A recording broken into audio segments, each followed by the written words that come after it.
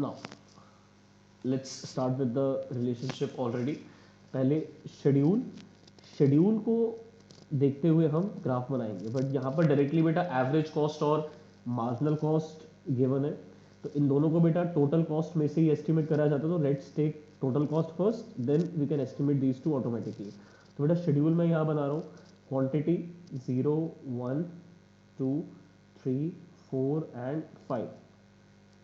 With the quantity given to us, we can estimate total cost with total variable cost and total fixed cost. इससे total cost निकल जाएगी बेटा, दोनों को add करेंगे तो जब कुछ भी नहीं बन रहा तो variable cost 0, then 6 10 15 24 and 35। Total fix cost बेटा फिक्स रहती है, फिक्स कॉस्ट में कोई चेंज नहीं आता है। दोनों को ऐड कर देंगे for getting total cost. 0 and 12 को ऐड करेंगे 12, 6 एंड 12 को ऐड करेंगे बेटा 18, यहाँ पे 22, यहाँ पे 27, यहाँ पे 36, यहाँ पे 47। मेरा टोटल कॉस्ट आ गई। टोटल कॉस्ट को यूज करके बेटा हम अब मार्जिनल कॉस्ट और एवरेज कॉस्ट एस्टिमेट कर सकते हैं। यही निकाल देता हूँ मैं, ये कॉलम खाली करके, और we have space. So average cost and marginal cost. तो बेटा 0 यूनिट से 1 यूनिट में कितनी कॉस्ट का चेंज आया है? 6 रुपीज़ का। बेटा 1 यूनिट से 2 यूनिट प्रोड्यूस करने के लिए कॉस्ट में चेंज आया 4 रुपीज़ का। यहाँ पर बेटा चेंज आया है 5 रुपीज़ का। यहाँ पर बेटा चेंज है 9 रुपीज़ का। यहाँ पर चेंज है बेटा 11 रुपीज़ का। चेंज आपका मार्जिनल कॉस्ट में आता है, because marginal cost is the additional cost of producing additional unit of the commodity. तो बेटा जैसे जैसे हम एक्स्ट्रा यूनिट बनाते हैं, वैसे वैसे जो कॉस्ट में चेंज आता रहता है वो हम मार्जिनल कॉस्ट वाले कॉलम में बेटा हाईलाइट करते हैं। ठीक है। अब बेटा एवरेज कॉस्ट, जब कुछ भी नहीं बन रहा, टोटल कॉस्ट 12 की है, तो बेटा एवरेज कॉस्ट कुछ भी नहीं है ना। बेटा एक यूनिट को बनाने के लिए टोटल कॉस्ट 18 की है, तो एवरेज भी बेटा यहाँ पर 18 ही आ गया। बेटा 2 यूनिट को बनाने के लिए टोटल कॉस्ट 22 है, तो बेटा एवरेज 11 है।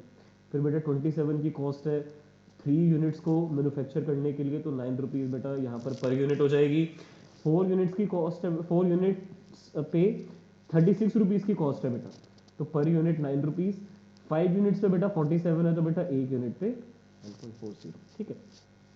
अब बेटा एवरेज कॉस्ट और मार्जिनल कॉस्ट निकल के आ गई, तो बेटा वही वैल्यूज यहाँ दी है, 18 11 9 9 9.40। फिर बेटा 6 4 5 9 11 6 4 5 9 11। बेटा सेम वैल्यूज यहाँ पर दे रखी हैं। अब समझ में आया कि ये वैल्यूज कहाँ से निकल के आएंगे। तो बेटा एक बार एवरेज कॉस्ट और मार्जिनल कॉस्ट समझ में आ जाएगा, then we can understand the graph also.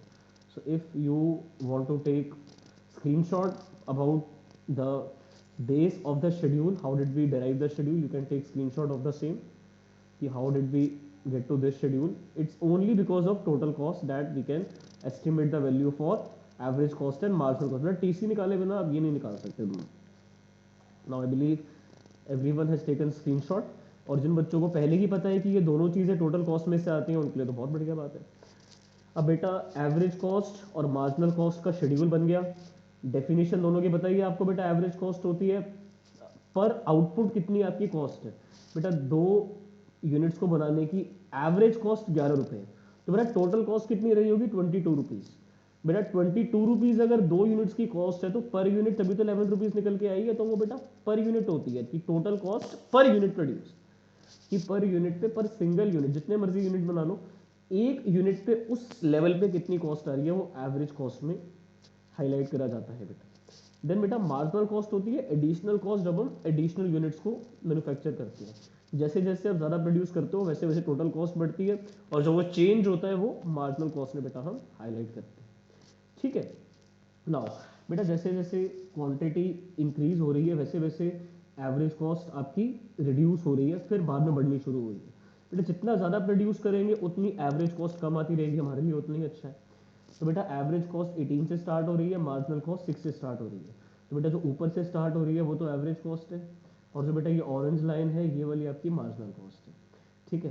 तो बेटा अब देखो यहाँ से यहाँ तक एवरेज कॉस्ट जो है वो ऊपर चल रही है। अब देखो 18 ज़्यादा है, 6 से 11 ज़्यादा है, 4 से 9 ज़्यादा है, 5 से दोनों बराबर है। बेटा बराबर 4 पे आए, तो बेटा 4 पे ये दोनों बराबर हो गए। इससे पहले तो बेटा एवरेज कॉस्ट ही ज़्यादा चल रही है ना, इसके ऊपर तक एवरेज कॉस्ट मार्जिनल कॉस्ट से ज़्यादा है। यहाँ पर बेटा दोनों बराबर हुए हैं।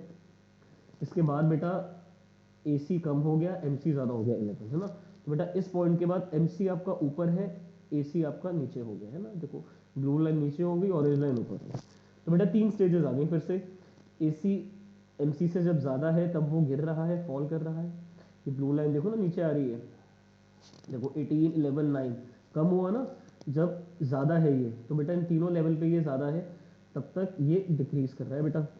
अब जब बेटा दोनों बराबर हो गए तो बेटा वहां पर AC इज मिनिमम, है ना। बेटा AC यहाँ पर देख लो पूरे शेड्यूल में 9 मिनिमम है ना। बेटा यहाँ पर भी है 9, पर आपको रियलाइज तो बेटा यहाँ पर हुआ ना कि इससे कम वैल्यू और कोई भी नहीं है, तो बेटा यहाँ पर हम मिनिमम बोलेंगे जब दोनों बराबर निकल के आएंगे। फिर बेटा इसके बाद 11 बड़ा हो गया है ना, 11 बड़ा हो गया 9.40 से, इसलिए बेटा AC से ज़्यादा जब मार्जिनल कॉस्ट हो जाएगी तो बेटा वहाँ पे AC इंक्रीज करेगा। देखो 9 से 9.40 हुआ, इंक्रीज हुआ, ठीक है। तो यहाँ पर बेटा ये मिनिमम था जब दोनों बराबर थे, तो बेटा 1 लेवल पे, 2 लेवल पे एंड 3 लेवल पे, 1 2 3 यहाँ यहाँ यहाँ AC MC से ज़्यादा था, तब तक बेटा वो डिक्रीज कर रहा था, ठीक है।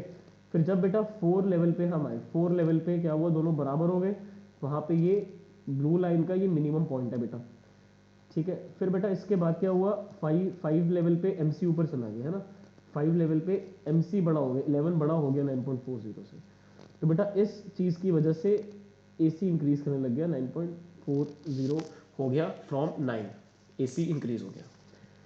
बेटा यही 3 बातें यहाँ पर बताई हुई हैं, जब AC MC से ज़्यादा होगा स्टार्टिंग में तो AC डिक्रीज करेगा, 3 लेवल तक यही हो रहा है, यहाँ तक AC डिक्रीज कर रहा है ना। तो बेटा इसके बाद जब दोनों ये बराबर हो गए, AC MC यहाँ 4 लेवल पे बराबर हुए हैं, तो AC बेटा ये ब्लू लाइन का मिनिमम पॉइंट ये है। इसके बाद बेटा लास्ट में क्या हो रहा है, AC से बड़ा MC हो गया, ऑरेंज लाइन ऊपर होगी, ब्लू लाइन नीचे हो गई, तो AC इंक्रीज कर रहा है, AC इंक्रीज करता है। और बेटा ये दोनों के दोनों यू शेप्ड हैं, देखो ब्लू लाइन भी थोड़ी सी यू शेप में आ रही है और ऑरेंज लाइन भी थोड़ी सी यू शेप बना रही है, बोथ आर यू शेप, ठीक है। अब अगर मैं हटा भी दूंगा तब भी आपको समझ में आ जाएगा, बट कोई बात नहीं, मैंने साथ साथ ऐसे समझाया है। तो if you want to take screenshot in this way, you are most welcome to take बेटा। अगर ऐसे काफ़ी अच्छे से समझ में आ गया तो स्क्रीनशॉट ले लो। तो यही रिलेशनशिप है बेटा ABC का, MC के साथ भी सेम था, है ना, यही सेम बातें थी, बस आउटपुट लेवल यहाँ अलग अलग लिखे हुए थे। वो बात मैं और क्लियर करूंगा जब नेक्स्ट हम रिकॉर्डिंग में करेंगे ABC AC MC, उसमें मैं क्लियर करूंगा बेटा कि कैसे इसको समझा जा सकता है। बट अभी के लिए आप ABC MC जो आपने पहले क्लास में करा था वो, और ये वाला AC और MC का फिलहाल के लिए डिफरेंट आउटपुट लेवल से समझो।